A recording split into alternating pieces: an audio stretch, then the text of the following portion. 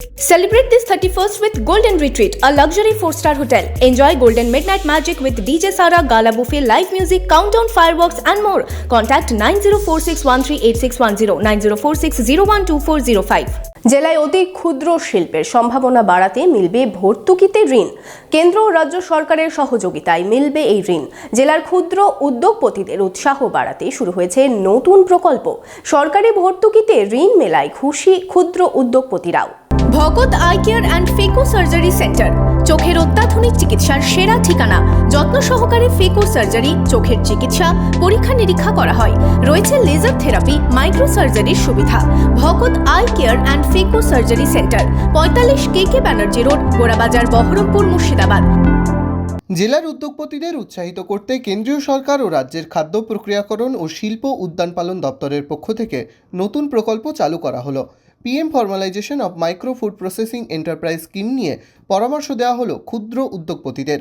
জেলার কৃষিজাত, উদ্যানজাত, দুগ্ধজাত, প্রাণী সম্পদজাত এবং মৎস্যজাত উদ্যোগপতিদের উৎসাহ দিতে ভর্তুকিতে দেওয়া হবে লোন। সরকারি প্রকল্প নিয়ে উদ্যোগপতিদের সচেতন করতে শুক্রবার বহরমপুরে সভার আয়োজন করা হয়। PMFME স্কিমটার মূল যে বৈশিষ্ট্য সেটা হচ্ছে যে কোনো এন্টারপ্রেনার, যে কোনো উদ্যোগপতি 35% সাবসিডি পাবে, ম্যাক্সিমাম 10 লাখ টাকা অবধি সাবসিডি পাবে। এর আগে আমাদের হচ্ছে কি যে এই ধরনের স্কিম চালু ছিল না, কিন্তু এখন হচ্ছে কি যে এই স্কিমটা চালু হয়েছে। উদ্যোগপতি 10 থেকে 40% নিজে ইনভেস্ট করবে, বাদবাকি 60% টার্ম লোন পাবে সে ব্যাংক থেকে, এবং বাদবাকিটা গভর্নমেন্ট সাবসিডি দেবে। জেলার বিভিন্ন ক্ষেত্রে প্রায় 130 জন উদ্যোগপতি এই সভায় অংশ নেন।